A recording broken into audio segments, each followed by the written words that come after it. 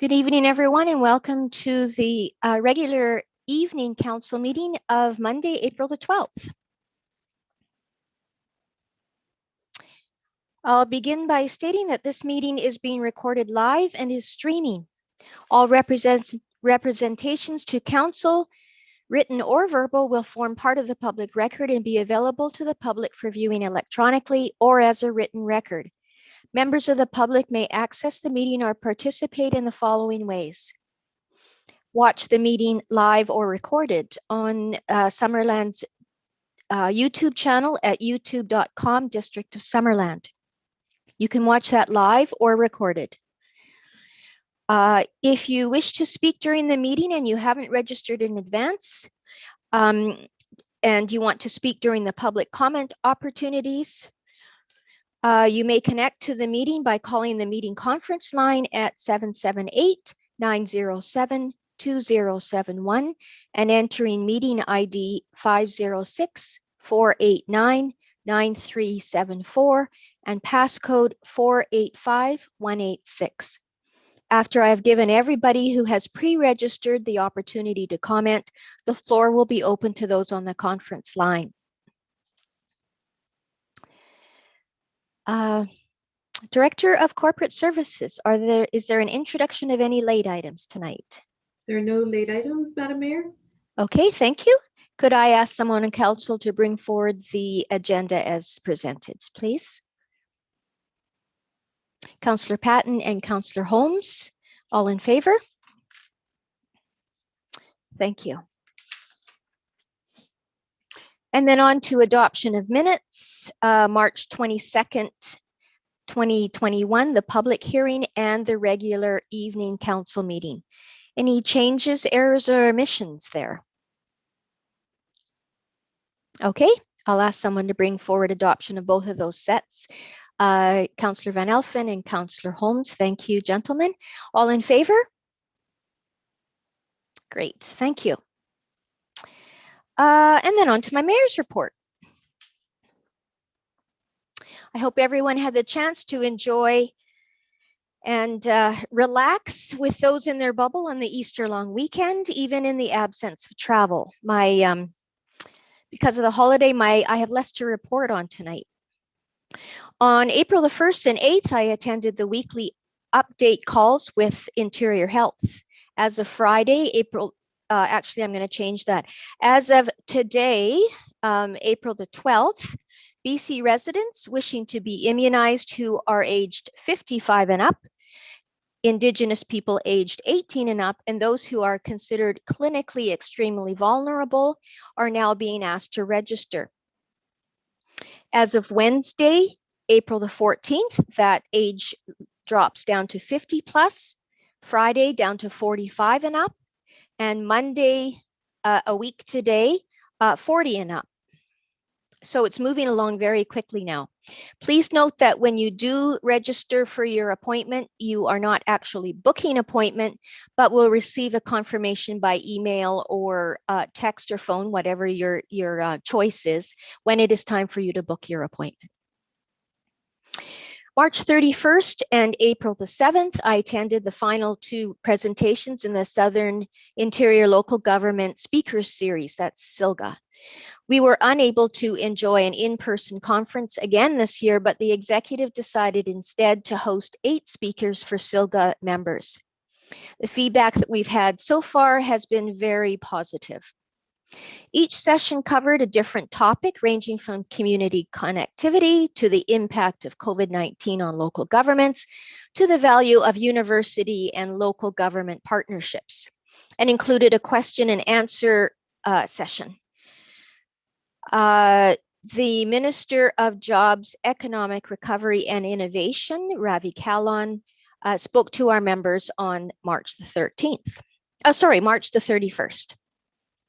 Also on March the 7th, the CAO and I took part in the Minister of Municipal Affairs, Josie Osborne's call to mayors and regional district chairs. Dr. Martin Lavoie, Deputy Public Health Officer, made a presentation and then answered questions about the vaccine rollout or vaccination rollout and other concerns related to COVID-19. On April the 8th, on behalf of SILGA, I attended the Council of Forest Industries virtual convention. As those in the construction sector or people doing do-it-yourself renovations know, lumber prices have quadrupled over the past year in North America. As Premier Horgan and several others commented, though, there are still several challenges ahead for the forest industry, including fiber supply for secondary industries, ensuring that Indigenous partners are involved in the decision-making, software lumber tariff talks, and sustainable forestry management. On this last item, the Premier stated that the Minister of Forest, Lands, Natural Resources, and Rural Development, Katrina Conroy, has been mandated to revise BC's forest policies. These policies are expected to be public in the next few weeks. I also wanted to recognize that the Snow Angels winners for this year are Stuart and Maxine Millis. So there were close to 50 certificates that were signed and sent out. People that had helped their neighbors or their or someone in their community in helping them clear their snow. So congratulations to Stuart and Maxine, and thank you so much for supporting your neighborhood. And that is the end of my report for tonight. Thank you. Over to you, CAO Stat. Well, thank you, Your Worship. So for my report, I want to start that the note that Summerland's 15th annual Earth Week celebration is from April 19th to 25. Our theme this year is Restore Our Earth, and the activities are all COVID friendly and geared to families and individuals who want to learn about and contribute to a healthy and resilient natural environment in Summerland. Details are available at www.summerland.ca/Earth Week. Also, as part of Earth Day, which is on April 22nd, the Regional District of Okanagan-Similkameen is looking to promote transit in the region. So the District of Summerland will, in conjunction with the RDOS, be promoting Earth Day by waiving fare collection on public transit routes that day. Marketing is expected to commence next week and will be supported through media advisories and information releases. A few points on the recreation side of our service offerings. Summerland Arena ice is out after the Easter weekend, and we have transitioned to our annual spring dry floor season. Additional restrictions were issued from the province, which has put our indoor fitness classes on pause until at least April 19th, with the exception of aqua fitness. And stricter protocols are also in place in our fitness room. Regarding personal fitness, fitness room equipment is now being spaced further apart from 2 meters to 2.5 meters, and our capacity level has been reduced from 12 people to 8 people per booking slot. Pool operations continue with lane swimming, public swims, aquafit, and Red Cross lessons. We appreciate the patience of our customers as we aim to adapt to the health guidance set forth by the province to keep our facilities and activities compliant with the latest COVID protocols. The senior management team here in the district has been working on a code of ethics for all district staff. The document speaks to the values of how we do our work and effectively codifies what I see to be good practices performed by staff every day who are in the public service of the district. In the coming weeks, we will engage the broader staff contingent on finalizing the document, and at that time, I'll also bring it back to council for information. Finally, I wanted to provide a short update with where we are at on our exploration of the eco-village concept in the vicinity of the solar and battery storage project. I have formed an oversight committee to guide the work with key department heads participating. We have had several meetings to plan the methodology, which has included an initial review of the area, some ground truthing of site locations, and setting out the rough parameters of our analysis. Associated Engineering has also been brought on board to help with some of the engineering pieces, such as the overall development potential and grade and access considerations, sewer and water service options, and siting options in relation to the solar and battery storage project itself. An RFP was posted to procure a qualified environmental firm to support the environmental considerations.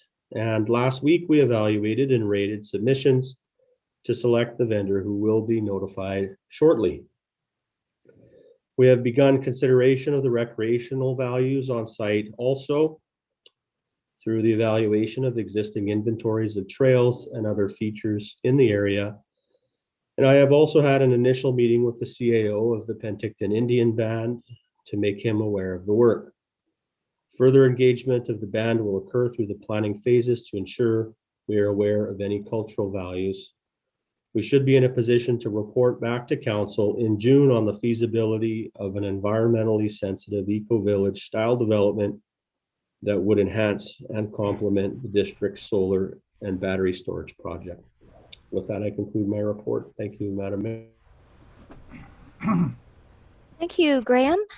Council, any questions of the CAO and the report? Councillor Barkwell.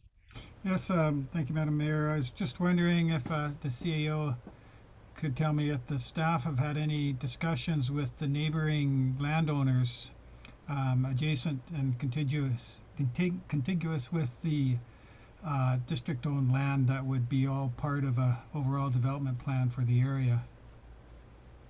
So through the mayor, and thank you, Councillor Barkwell, for the question. We're still in the preliminary phases, but as we continue down this road, I know it's in our mind to start that engagement. And I don't know, Brad, if you are Director of Development Services, if you'd like to speak to when you think those conversations might happen in more detail. Sure, thanks, CEO Stat. I think that we do recognize that there will be some impacts to adjacent landowners and that they should be included as part of this planning process. But we want to also do some preliminary understanding of our land as well before and present that back to council to ensure that we're on the right path as part of that planning process. So we do expect that would be a later discussion. However, you know, a couple of the landowners are also under active development applications right now. So that's something that has already been discussed in regards to those development applications is council's consideration of this proposal. Go ahead, Councillor Barkwell. Thank you. Yeah, I was thinking, like, in terms of, say, the environmental assessment of the land, you know, the nature of the land and everything doesn't stop at a property line, which is really kind of invisible up there. It would seem like a good idea to coordinate an environmental assessment of the district-owned land and the surrounding land. You know, I mean, how does an environmental assessor go up there and do a proper one and stop right on the boundary there? If we're going to be looking at an overall development, I mean, it doesn't make sense to me to do an environmental assessment up to the boundary of the district-owned land and then ignore an equal amount of developable land right beside it. Can you see any sort of coordination, you know, at this early stage? If I can answer that through the mayor to Councillor Barkwell, I think actually a lot of the development, potential developable areas are actually ahead of us. So they've already done their own environmental reports, and definitely we can draw on their information that they've already gathered and provide that to our qualified environmental professional for their benefit to determine the environmental values that they determined, which would give further information to our consultant in considering the area. So So most of that work has been done, I think, for other areas. Any other question on the CAO's report? Okay. Now is the first of two public comment opportunities. I don't have anyone scheduled here. Is there anybody that has registered since our afternoon meeting, Karen? There is no one registered, Madam Mayor. Okay, and no one on the line, I guess. No one on the line, no. Okay, so moving right on to our development reports. The first of three is the development variance permit for 18555 Matsu Drive. That's DVP 21-005. And Ariane will take this from here. All right.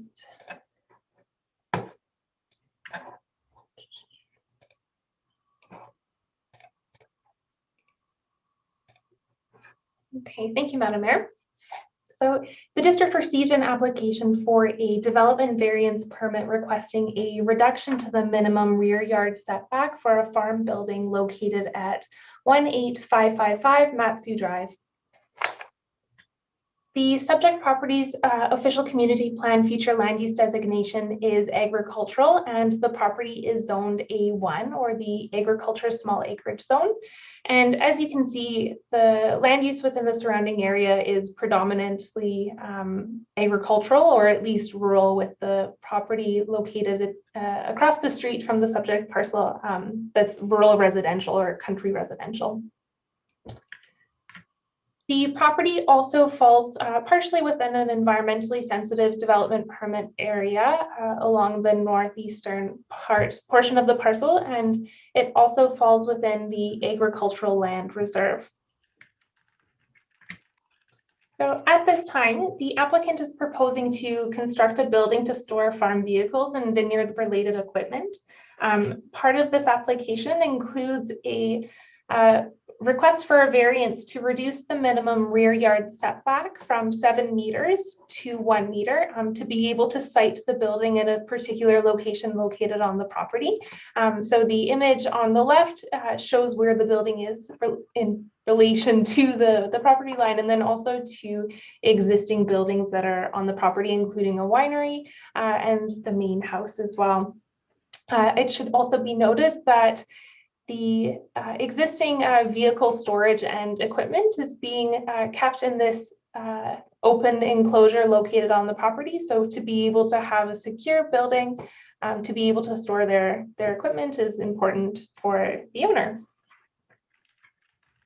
All right, so just to provide a bit of context, the proposed location of the building is in the southeast corner of the property, and it's going to, or the proposed location is already disturbed level and also located on a non-productive agricultural area. So constructing the building in this area preserves the arable farmland from development, but also limits encroachment into environmentally sensitive areas.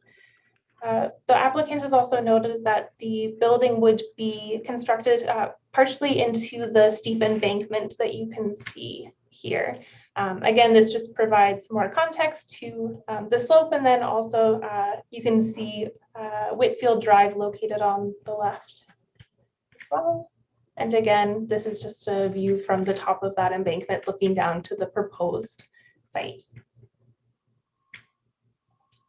So objectives in the OCP include maintaining the integrity of the ALR and strengthening the economic base of the agricultural community.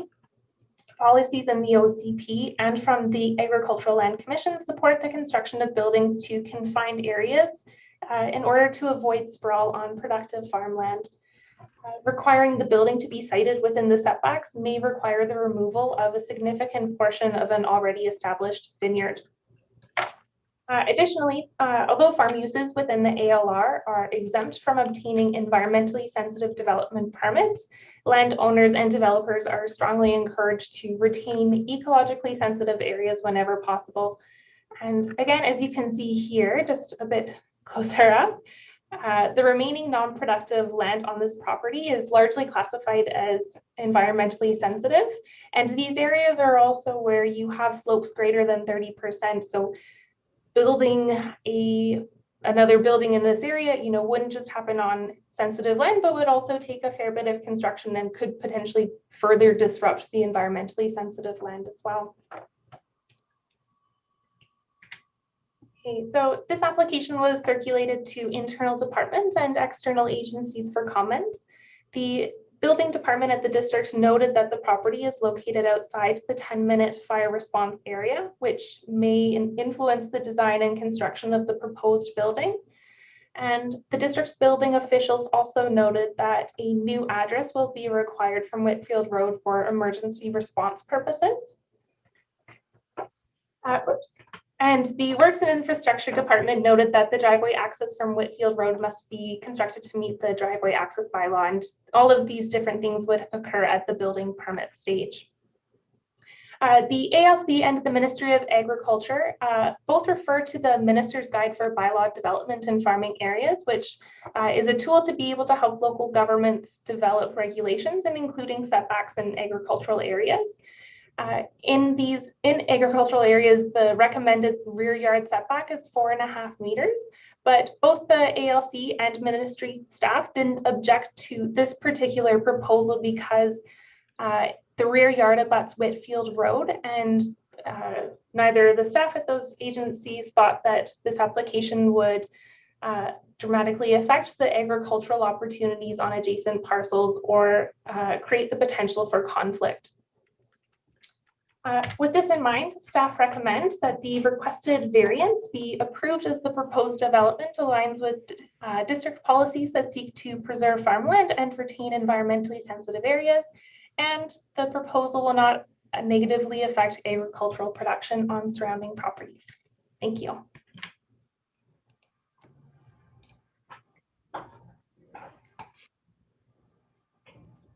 Great, thank you, Ariane. There is the opportunity for the public to comment on this development variance, beginning with the applicant. And I believe that is why we have Mr. Rick Thrussell with us tonight. Would you care to address the development variance permit for which you're applying, Mr. Thrussell?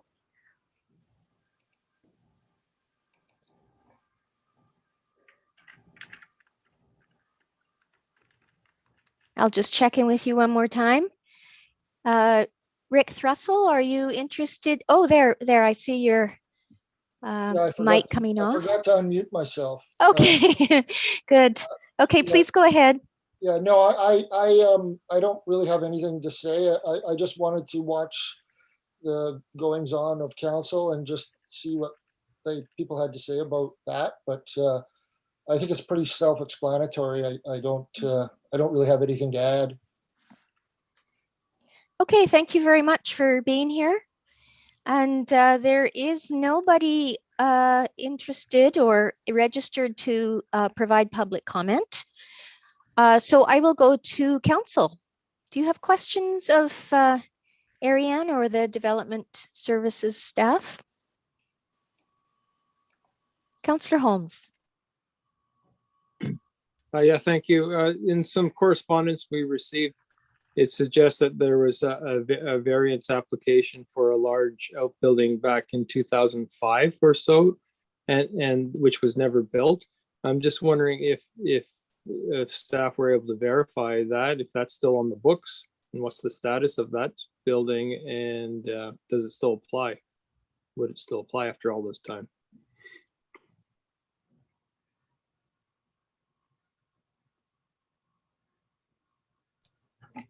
Yes, through the chair. I am not aware of any plans for that building to be constructed. Perhaps that would be an opportunity for Mr. Thrussell to address that particular building.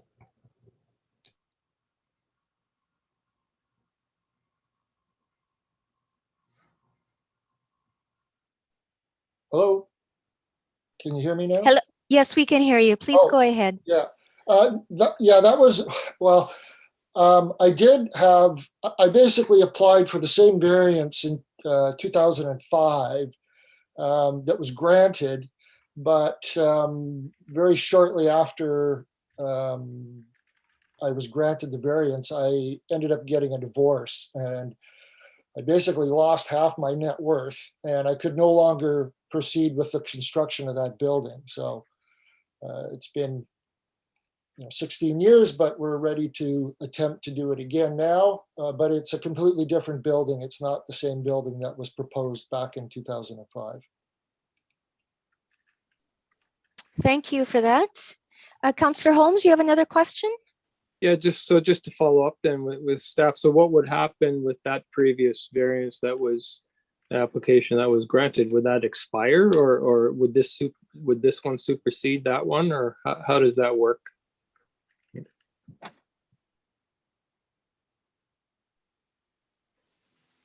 Maybe I'll answer that one. For development variance permits, they usually do stay with the title. If it's we register a covenant, but there is a timeline for them to take effect in terms of for a building permit to be submitted within the 2-year time period. However, in this case, if we are approving a new development variance permit with an associated setback considered by council, that would take precedence moving forward with the land. If that makes sense, and with any future building permits that come forward.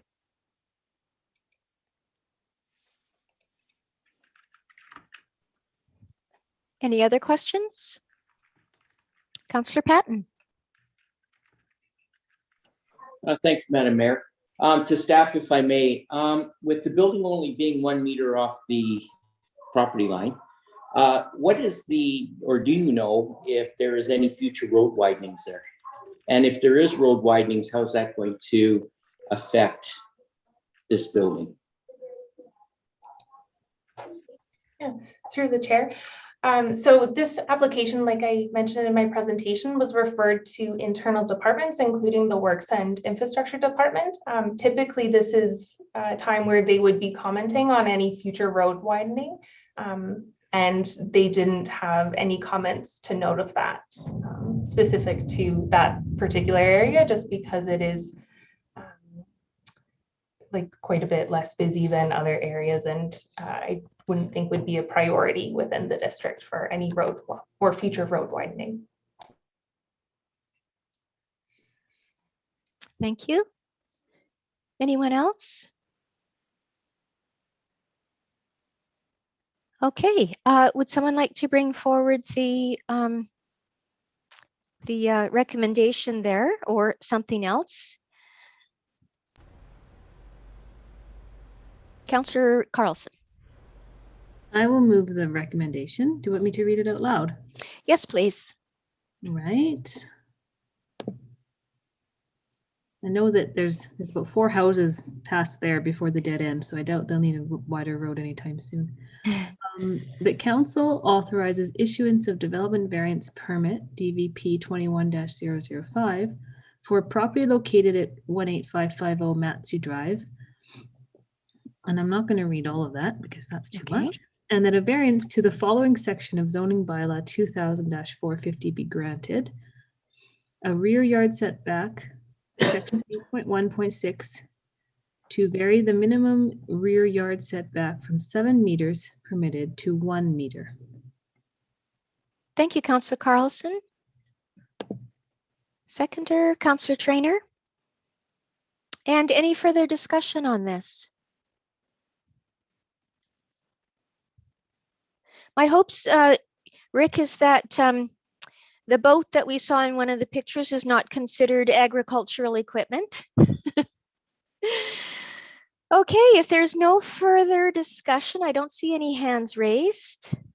I'll call the question. All those in favor? Any opposed? Great, so that carries. Thank you. I'm glad to see that you are putting that in an area, as you were planning to before, in an area that really is not arable land. So I appreciate that. Thank you very much. Okay. Okay, so 9.2 is another development variance permit, 11719, 11715, and 11711 Grant Avenue, DVP 21-007. And Alex looks like he's all ready to go on this one. Yeah, Thanks, give me Alex. here and I'll just share my screen with you guys. Okay.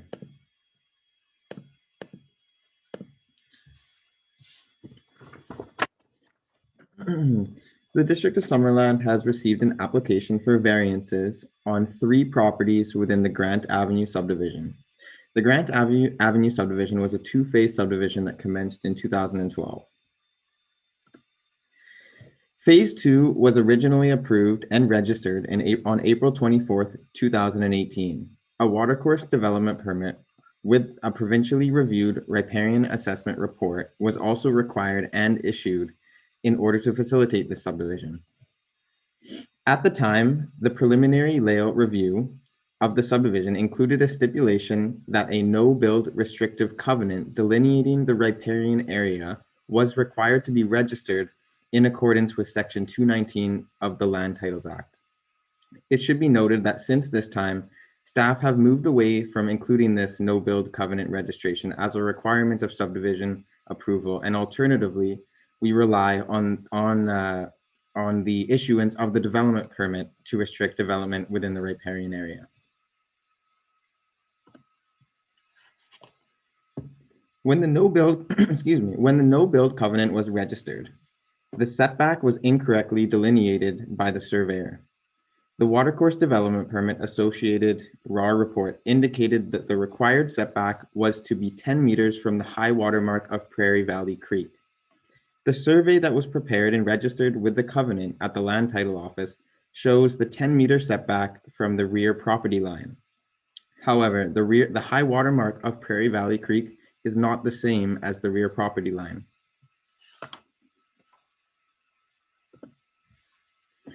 In the RAW report, the high water mark is shown to be several meters within the subject properties. This incorrect delineation of the setback led to a discrepancy of 3.5 meters between the registered covenant setback and the correct setback as determined in the watercourse development permit.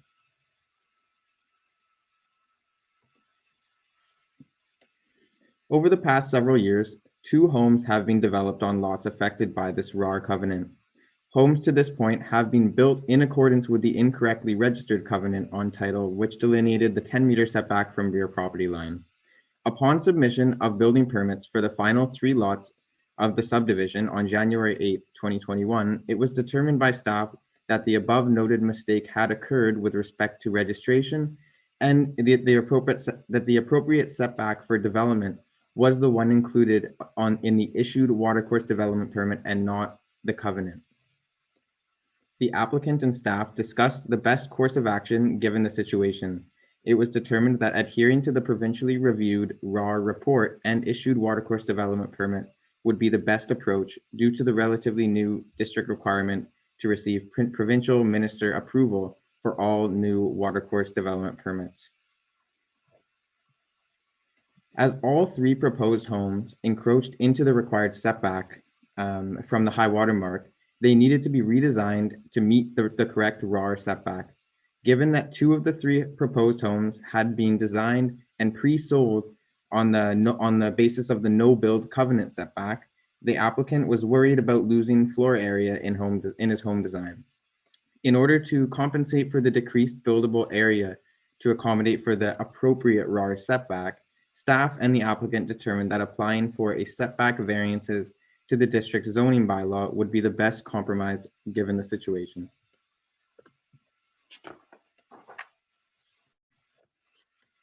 The applicant is requesting variance to the zoning bylaw setback bylaw requirements in order to facilitate construction of 3 homes on the final 3 lots in the Grant Avenue subdivision.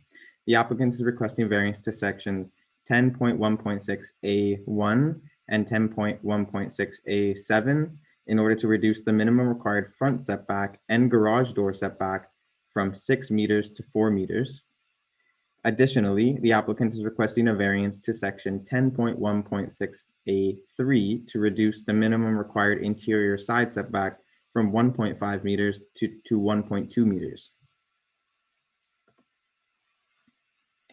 While reducing minimum setbacks on residential properties is generally not encouraged because it can disrupt from the form and character of a neighborhood, The variances being proposed for this development are made in an effort to remedy the covenant registration mistake and to provide further protection to the riparian area of Prairie Valley Creek through the expansion of the riparian setback. The setback reductions proposed would not have a major impact on the surrounding neighborhood and would actually allow the developer to continue with this only single-story homes. The applicant has been forthright about his willingness to develop two-story homes to compensate for the lost buildable area if variances are not approved. All homes in the subdivision are currently single-story, and a letter has been received by staff that communicates the neighbor's desire to see single-story home development continue in this neighborhood.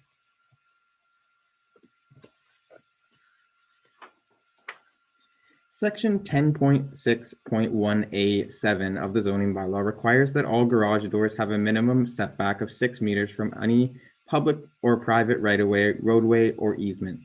The intent of the garage door setback regulation is to create driveways with adequate length to allow for vehicle parking in front of the garage without protruding into the street or sidewalks. The zoning bylaw requires two vehicle parking spaces on site for single-family development. The proposed homes all include a double-car garage that provide both required stalls. In addition, the reduced garage door setback requirement will not impact the ability of cars to park in the driveway. The 4 meter between the garage and the property line, coupled with the 3.5 meters of space between the property line and the edge of asphalt on the roadway, mean that the driveways will have an adequate length of 7.5 meters for vehicles, even with the reduced setback. Reducing setback requirements does have the potential to disrupt from form and character of a neighborhood. However, in this case, staff feel that the proposed setback variances are the best way to maintain form and character of the surrounding area while maintaining the extended raw riparian setback provided in the issued watercourse development permit. As such, staff are supportive of the proposed variances. Thank you very much.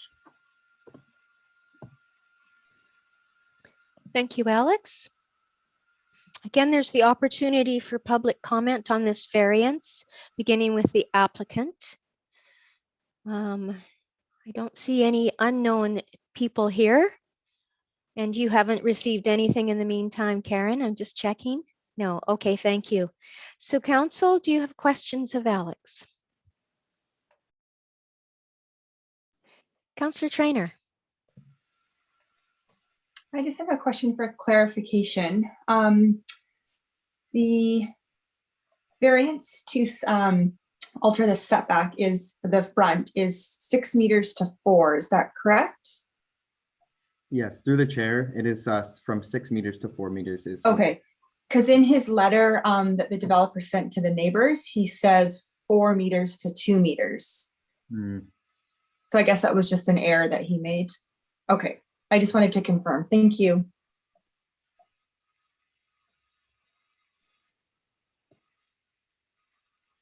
And you'll hold him to that, I presume. Okay, good. Any other questions? Seeing none, I'll ask someone to bring forward a motion, please.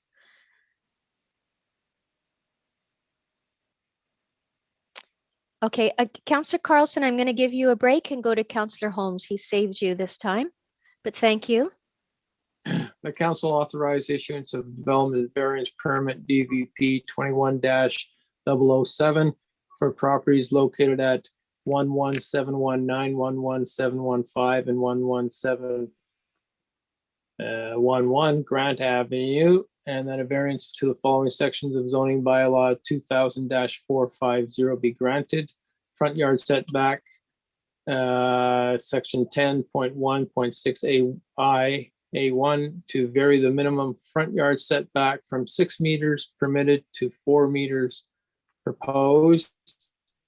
Side interior yard setback, section 10.16A1111 to vary the minimum interior side yard setback from 1.5 meters permitted to 1.2 meters proposed.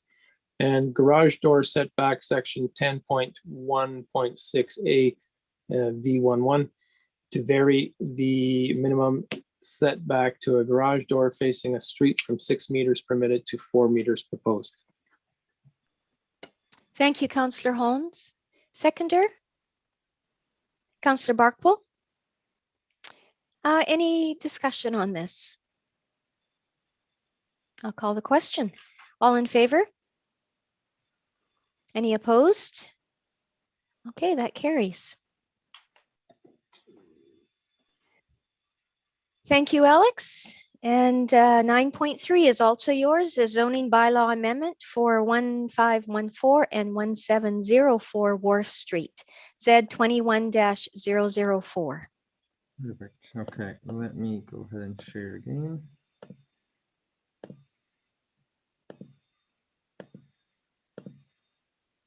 Okay. So on January 9th, 2021, staff received an application to rezone the property located at 1514 Wharf Street. After initial processing and consideration at the February 22nd Advisory Planning Commission meeting, comments were received from the commission recommending that rather than spot zoning, that the zoning should be changed for adjacent parcels that are also zoned residential lot 3 to be constituted with RSD1. As a result, staff reached out to 2 adjacent property owners located at 1704 and 1506 Wharf Street to investigate their interest in joining the application. After consideration, the owner at 1704 Wharf Street agreed to join the rezoning application. However, the owner at 1506 Wharf Street decided to withhold from being included in the process. The properties located at 1514 and 1704 are being proposed for rezoning from residential estate lot RSD3 to residential medium lot RSD1 to allow for future subdivision potential. Alrighty. The properties are both currently zoned RSD3. They could be subdivided with the current designation, but would need to be accompanied with a development variance permit to allow for a decreased lot width. The minimum lot width of 20 meters is required for subdivision of RSD3 zones. 1514 and 1704 have total widths of 38 meters and 34 meters respectively, which makes meeting this requirement for a 2-lot subdivision impossible for either. The new zoning designation, RSD1, only has the required width of 12 meters, making future subdivision easier to facilitate.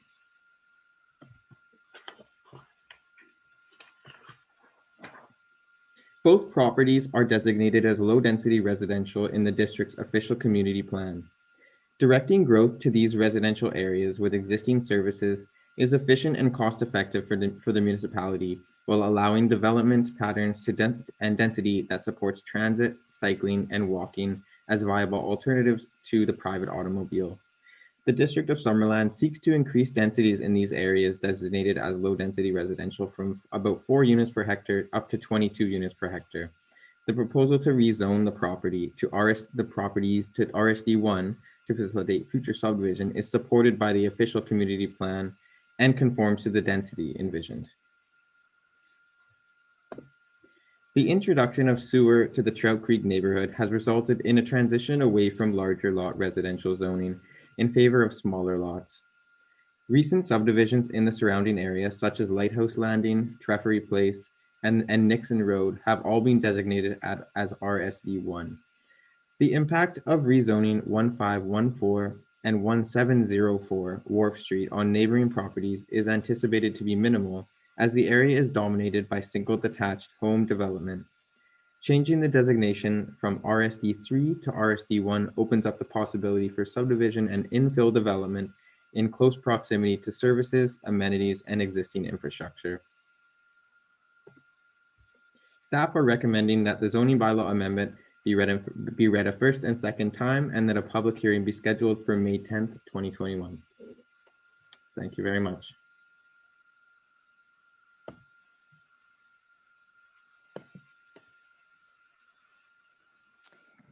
Okay, thank you, Alex.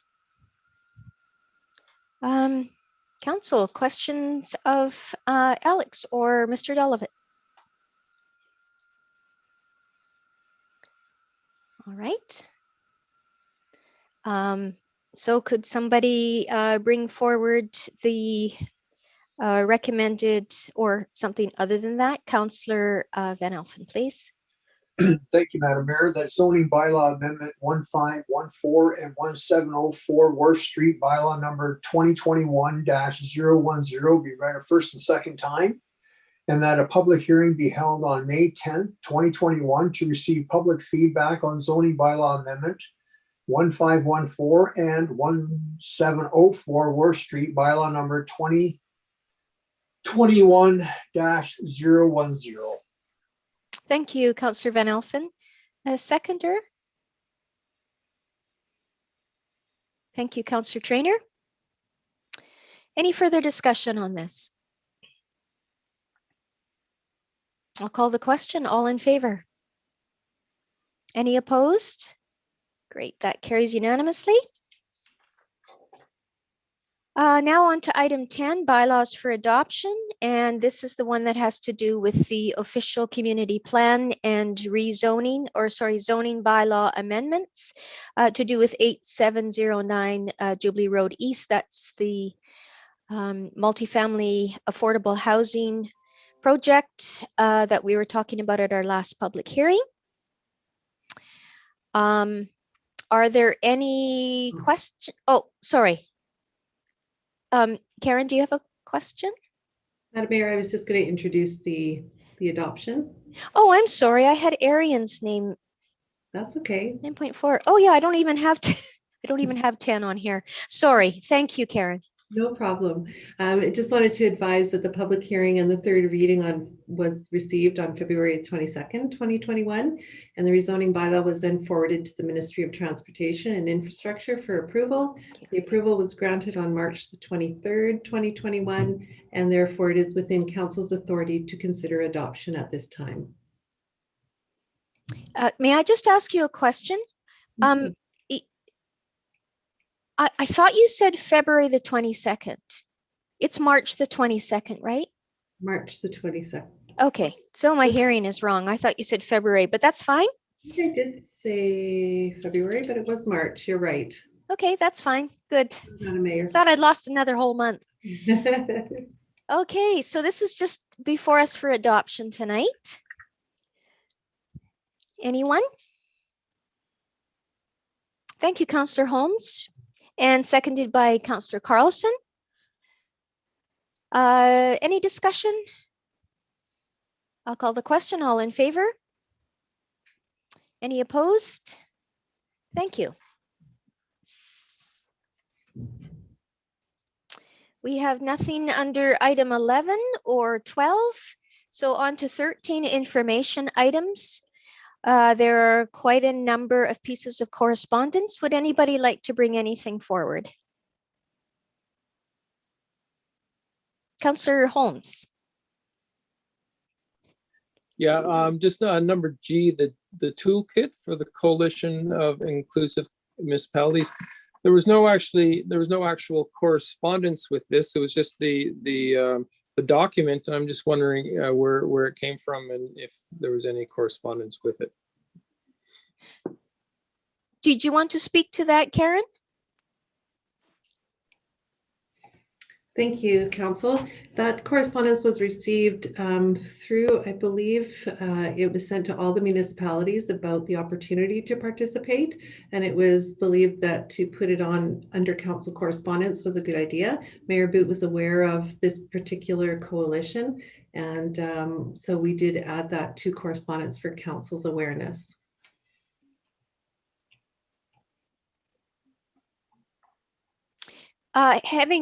Do you have another question about that, Councillor Holmes? No, I just wonder, it's just kind of weird where it's just the report without it being in context. So I was just wondering where it came from. Yeah, I think maybe we had received it some time ago as well. And I just wanted to speak to this as well. although it's not something that I think, staff has the capacity to work on right now, but I would like to perhaps have a discussion when we have our next strategic planning session. I know that that's some time off, but just the discussion around whether or not we want to participate in this is quite a detailed process. So the decision may be no, but just for your awareness, I guess. Are there any other pieces of correspondence that anyone would like to bring forward? Okay, could somebody make a motion to receive the items of correspondence for information, please? Councillor Van Elfen, Councillor Patton, all in favor? Great. And on to councillor reports. Let's start with Councillor Trainer today. So for my councillor report tonight, I just briefly wanted to discuss the opening up of the road up Giants Head Mountain. I gave council a heads up about my concerns last week after I learned through the district's April newsletter that the road would be opening up again on April 15th, which is this coming Thursday. The road has been closed for over a year. The district opted to keep it closed through the spring and summer of last year to prevent crowding at the top of the mountain due to COVID. Given that we are still dealing with the pandemic and we are currently experiencing a third wave, I'm wondering if the road should be kept closed for longer. Nothing has changed since last summer, and if anything, COVID has gotten worse right now. I also think opening the road may catch some park users off guard. Secondly, because of COVID and the growing the growing popularity of the park, I've observed that it's been much busier, especially because people are eager to get outside and because they can't get to their regular fitness classes and their gyms. There are more cyclists, dogs, and people using the road as well as the trail. Given that the road is very narrow, I'm concerned that there could be a potential for an accident, especially when larger vehicles and motorhomes try to pass. However, I'm also very aware and sensitive to the fact that the road provides accessibility for those who cannot walk to the top. So I think that we may want to consider whether we want to open it now or keep it closed. And when we do reopen it, I think we may wish to discuss limiting when vehicles can travel on the road through some kind of management use plan. That way, cyclists, hikers, dog walkers, and families with strollers know when they can safely use the road without competing with traffic. So I just wanted to bring that up and see how the rest of council feels and get some feedback on that. That's my report. Thank you, Councillor Trainer. So let's talk about this now then. Councillor Holmes, you had your hand up. Yeah, I believe in Victoria, Mount Douglas, they open the gates to traffic at 12 noon, and it's closed to cars until in the mornings for anybody to, for walkers or whatever, and then they open the gates at noon. So, and I think that seems to make a lot of sense, and everybody understands that's what's happening, and so that way the mountain is accessible to those who don't want cars there in the mornings, and it's accessible to people who aren't able to climb all the way to the top, in the afternoons. So. Good, thank you for that, Councillor Holmes. Councillor Barkwell. Yeah, I don't remember any discussion about crowding at the top of the mountain. I thought it was because we'd had so many staff cutbacks that there was nobody to open and close the gate daily, and it was one of the cuts related to staffing. And certainly, if there's more people on the road now, it's because you can't drive up there, and so you have to walk, and so there's going to be more people on the road. I don't know what that has to do with anything. I would really support Councillor Holmes' suggestion that noon would be an appropriate time to open the road, but we do want to maintain accessibility for people, even if they can't walk that last few hundred yards to the top. They can get some great views by being able to drive up there that they wouldn't otherwise enjoy. So, and now we have this trail system, so walkers, can use the trails. So can we look at something like that? Councillor Holmes' suggestion. Thank you for those comments, Councillor Barkwell. Does anyone else want to weigh in on this? Councillor Carlson and then Councillor Van Elfen. Thank you, Madam Mayor. I find myself in complete agreement with Councillor Trainer. I also think that when this road was built, cars and trucks, especially full-size pickups and SUVs, weren't nearly as large. And so if we are going to open this road again after it's been closed for such a long time, I believe that we require some proper signage, some signs about the width, about sharing the road. Perhaps we need some big mirrors so that people can see what's coming and going, because it is an accident waiting to happen. There will be people on longboards, there will be people pushing strollers, riding road bikes, riding mountain bikes. And as long as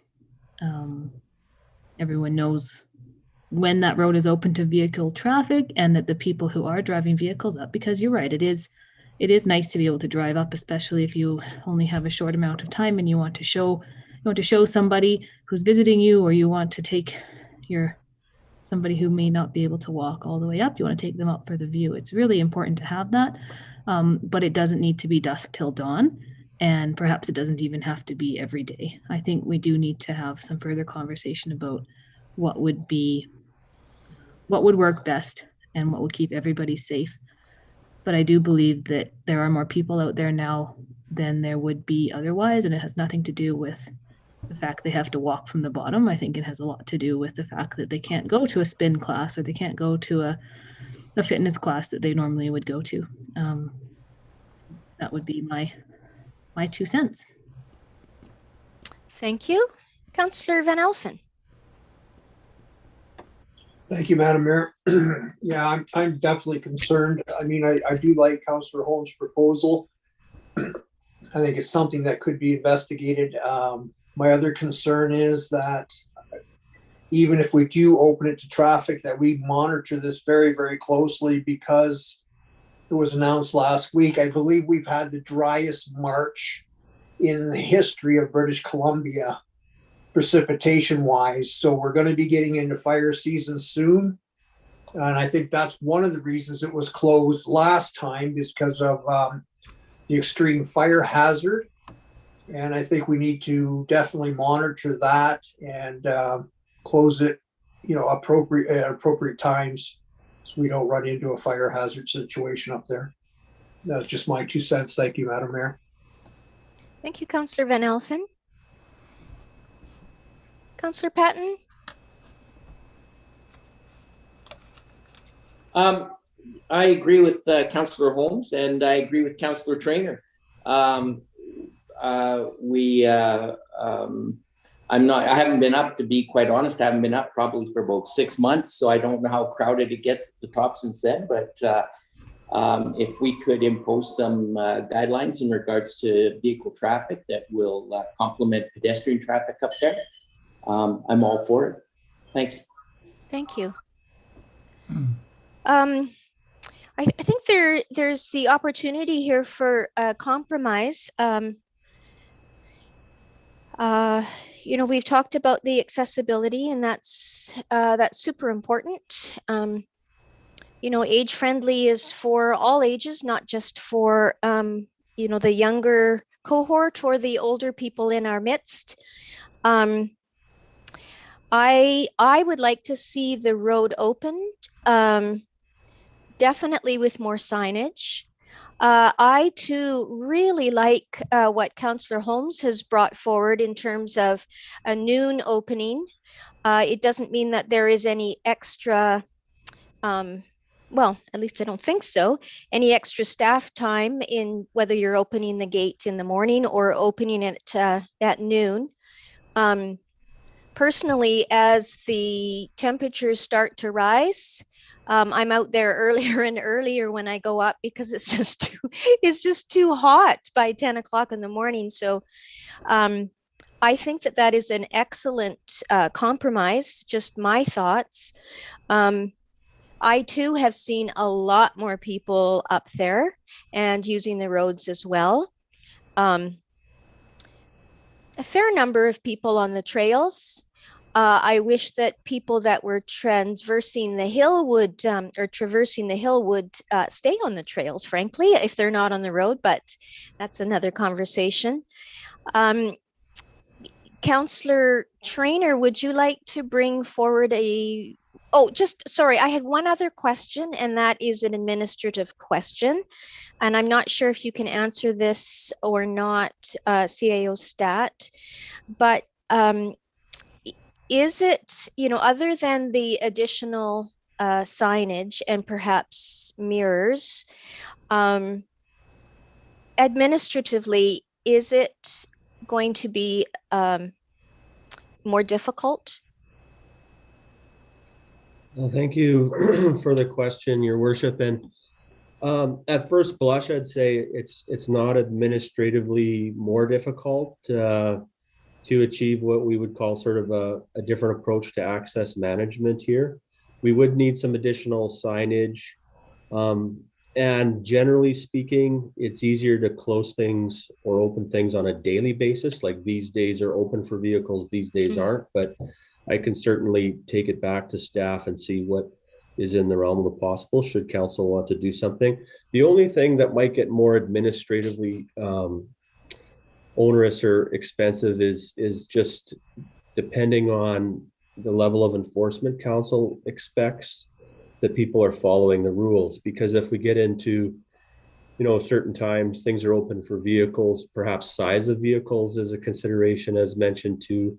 Inevitably people miss the sign or decide they don't want to follow the rules. And so the level and extent of the problem and the amount of enforcement that we decide to do can drive the cost up. But frankly, overall, with responsible behaviors that we're seeing in the community and the recreation options, I don't think this would be terribly onerous or terribly expensive.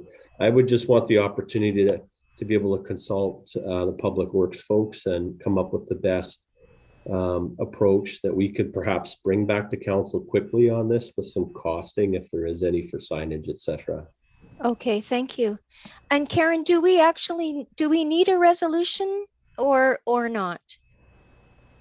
For that type of reporting back, no. However, if there's any action that council would like to provide a direction on in the short term, certainly that could be a motion. Okay. Back to you, Graham, and then I'll go to Councillors Trainer and Carlson. Yeah, thank you, Madam Mayor. Just to respond to Karen's point, I'll tell you what I think I heard, and then we can see if council needs to supplement the direction to me. Look at access management options that would allow reasonable access for vehicles at appropriate times, including consideration for additional signage, which may also instruct us to the size of vehicles that are permitted on the roadway. Does that sound about right, Councillor Trainer? Can I just add a couple things, if that's okay? Yes, go ahead. Okay. Thank you, council, for listening to my concerns. I really appreciate it. I think it's a good idea if Graham can bring us back a report so I didn't really want to make an absolute decision tonight because I wanted to just consider the options and like Doug Holmes suggested, opening later, but perhaps we have one car-free day a week or something like that, like just some options for us to consider before we make a decision. And if that can come back sooner than later, that would be great because the park is scheduled to open this week.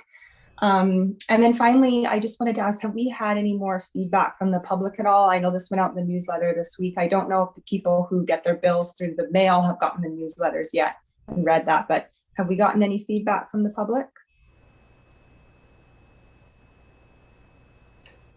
Thank you. Maybe I'll take that, Madam Mayor. I recall at least one piece of correspondence Karen, and I don't know if it made it into the meeting package today, but there was certainly at least one that I recall that expressed concern with allowing vehicles back onto the roadway. Do you recall others, Karen? I don't recall any others, Madam Mayor. So one or two potentially, but certainly not a lot of correspondence on this topic so far. Because communication has gone out in the newsletter and it's stated the 15th, which is the date that we are opening up all our gates and public washrooms and parks, and we have a contractor hired to do so on that sort of daily basis. What we might want to do is just to give us the runway to put together a quick report. We might want to make a bit of a clarity point to the community as to the gates aren't opening immediately, but in the near future or something to that extent. Okay. Councillor Carlson. I don't think I remember what I was going to say.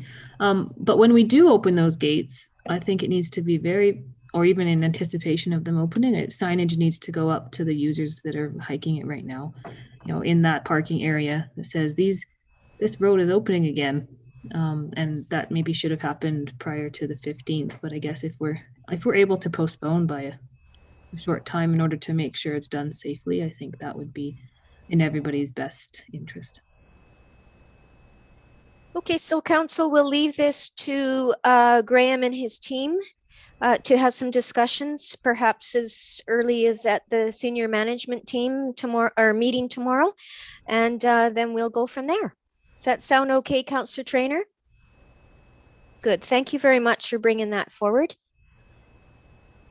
And that was the end of your council report, correct? Good. Thank you. On to Councillor Carlson. All right. I have another issue that we can hopefully have a brief conversation about this evening. I'm over Easter weekend, traveling from Falder Way back to Summerland, past what we all call trappers.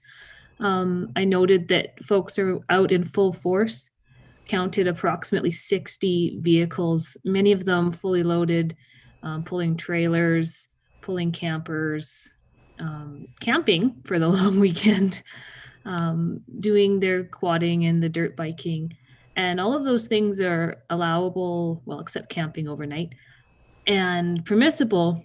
But the thing that I believe we really need to be aware of and concerned about is the dozen fires that people were sitting around. It's okay right now, at least it has been okay, but I do think that between the RDOS and the District of Summerland and PIB, we should be very seriously considering how to monitor and make sure that our residents are playing safe out there, but also that the citizens of Summerland and surrounding are going to stay safe, because what we don't need is for someone to leave a fire unattended or to have a fire maybe in a place where they shouldn't, especially as we heard earlier this evening, it's been such a dry spring so far. The other concern, I think, is that with the number of dirt bikes, making sure that the people are using spark arresters. I don't know if there's a spot in the if there's a place for the district to be that police officer, but I do think we have some obligation to, again, make sure that people are playing safely.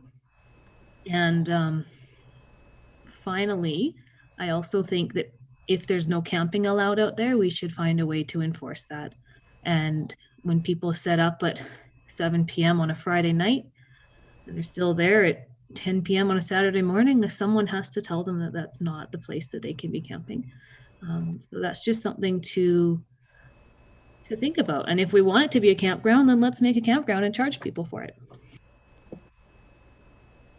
That's not on the record though, right? We don't want it. Thank you, Councillor Carlson. Any other comments on this?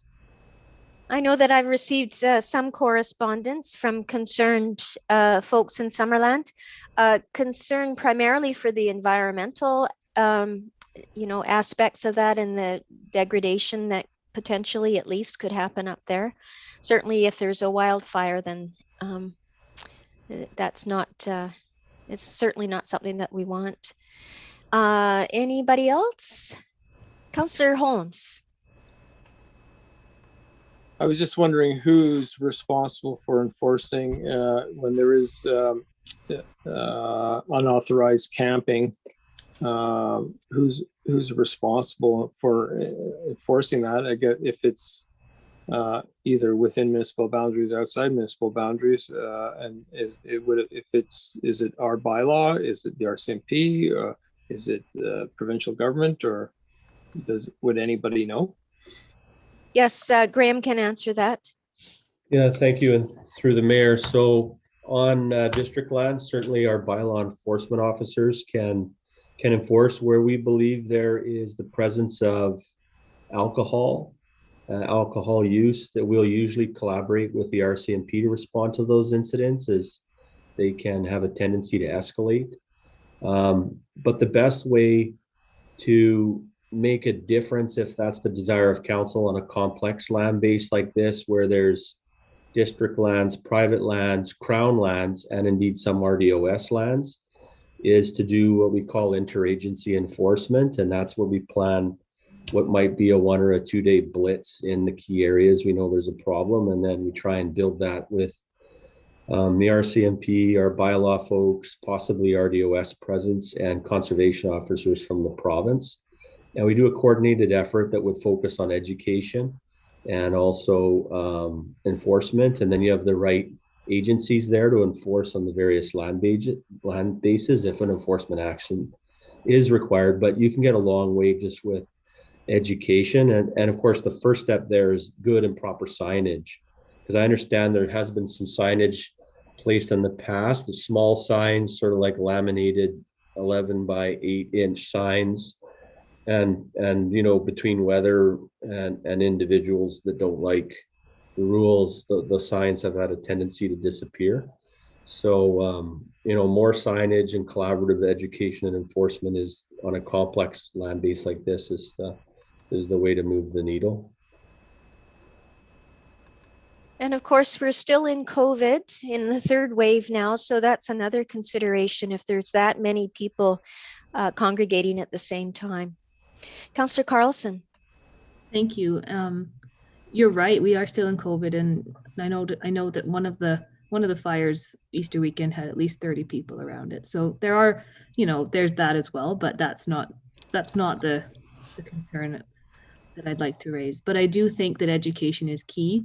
I know that there's ATV clubs, there's dirt bike clubs, there's lots of people in this community who are extremely involved in riding and participating in that. And so perhaps there's some component to utilizing those networks as well to make sure that the proper message gets out, and we're not trying to shut anything down, but we do want to make sure that it's not going to destroy the environment or cause a fire.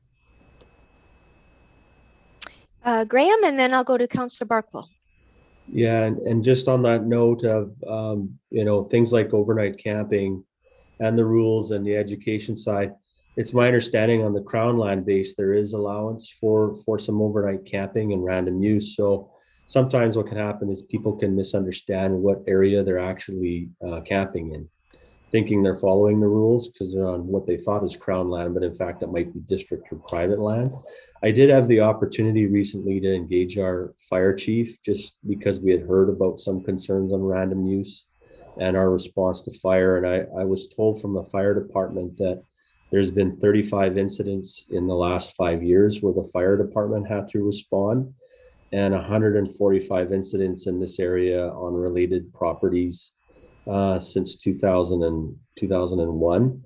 And particularly this time of year is bad, according to the fire department, because this will open up quicker from an access perspective than other areas that people like to go. Snow's gone, as Councillor Van Alphen mentioned earlier, very dry conditions, which is great for things like riding motorized vehicles. And then people might disperse as other areas open up later in the year. But in the meantime, it is quite a high volume out there. Okay, so you'll continue working on this then, CEO Stat? Okay. Thank you, Councillor Carlson, for bringing that up. It's much appreciated. And do you have anything further for your councillor report? I do not. Play safe, Okay. everyone. Yes, great. Thank you again. Okay, Councillor Van Elfen. Thank you, Madam Mayor. Just want to say thank you to our CEO for the update on the Eco Village status and where we're at on that. I really, truly appreciate that. I just want to send kudos out to the Parks and Rec staff at the Aquatic Center. I'm very fortunate to be able to use the facility, and they've done a fabulous job in the gym of sectioning off areas, and so people can be self-distanced when they're working out in the gym. And they've really done a great job, and my hat's off to them in a very difficult situation. And I noticed today out Garnet Valley Way, they're turning on our irrigation as we speak. So happy farming, everybody. Thank you, Councillor Van Elfen. Councillor Patton. Thank you, Madam Mayor. I'm one of few that doesn't have anything to report this week. Okay, thank you. The Kettle Valley Railway AGM is coming up soon, right? It is next week. Next week. Okay, thank you. Councillor Barkle. Nothing to add, Madam Mayor. Thank you. And Councillor Holmes, last but certainly not least. Yeah, I'd just like to report from that last Tuesday's Okanagan Basin Water Board meeting. The board reviewed the water conservation and quality improvement grants, and 16 grants were issued, including $22,000 for our $30,000 application for the source water assessment update. And so I'm sure we'll be hearing more from our Works and Utilities Director about that in due course. Great. But that's good news. That's excellent news. I'm hoping too that once it opens through the Real Estate Foundation of BC, that we can look at applying for some of their Healthy Watersheds funding too, that the provincial government announced, and that's quite considerable. Okay, I guess that's everything for council reports tonight then. It's kind of nice to have a longer discussion during councillor reports. And I will take a chance and make an assumption that there is not anyone on the line to comment, whether it be public or media. Thank you. And I'll call for adjournment then, or ask for adjournment. Councillor Van Elfen and Carlson, all in favor. Great. Thank you. Good night, everyone, and enjoy your week. The sun is on its way.